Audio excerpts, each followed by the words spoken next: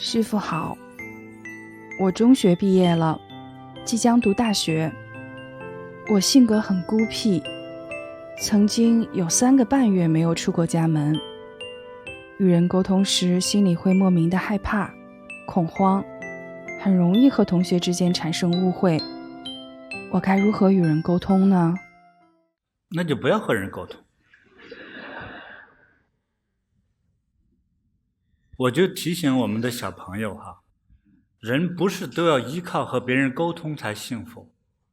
那就比如说弹琴的吧，他的快乐和烦恼都是通过琴声来表达。这个木匠呢，通过他的木工动作来表达，他不一定非要和人做很多的沟通。所以我问你的是，那你挺孤独的，关键你在放学之后，除了孤独还做什么？这里很重要。你并不是说我希望别人来承认我什么都无所谓，关键你做了什么？什么都没做。对，那你还会孤独下去。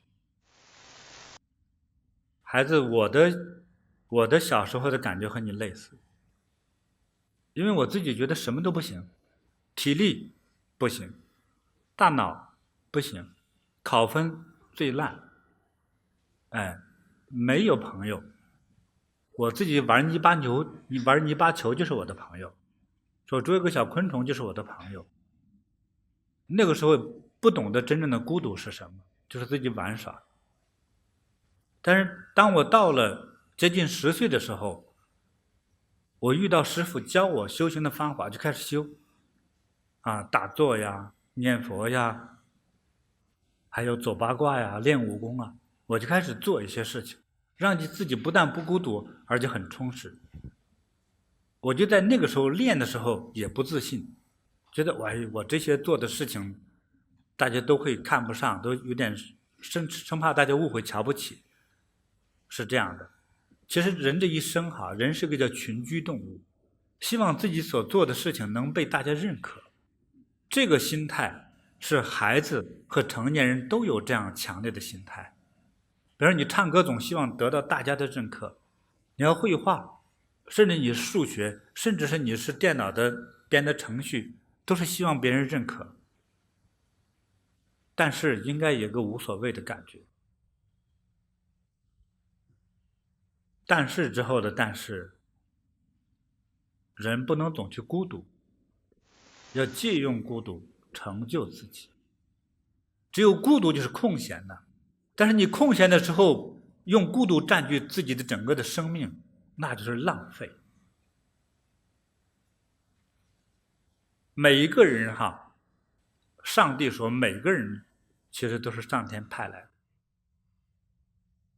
都不是那么单纯，一定会有你的使命。但是很多人没有读懂这一点，就浪费了自己的使命。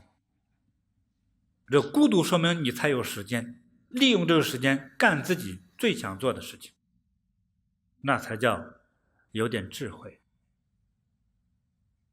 你已经混过了中学、小学，我希望你从今天之后还保持你这个个性吧，我不想改变你，但是给你增加一点指导，就是利用你的喜欢孤独的个性去做你该做的你喜欢的事情。你不一定成为一个某一方面大成就的人，但是比一般人要强多了。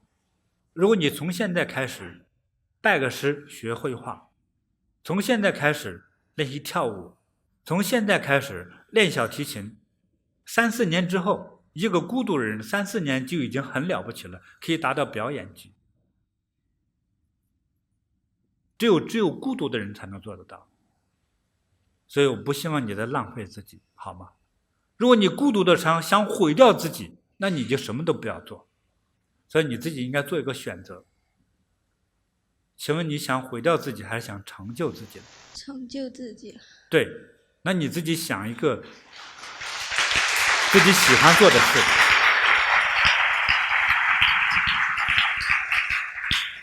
你现在想做的事也不一定告诉我，去想好就去做，是吧？这叫不飞则已，一飞冲天呐。你要有这个苦修3年的这个准备啊。哎，如果没有这样一个苦的精神准备，你就不可能有成就。啊，你的问题我已经回答完了，谢谢你的问题哈。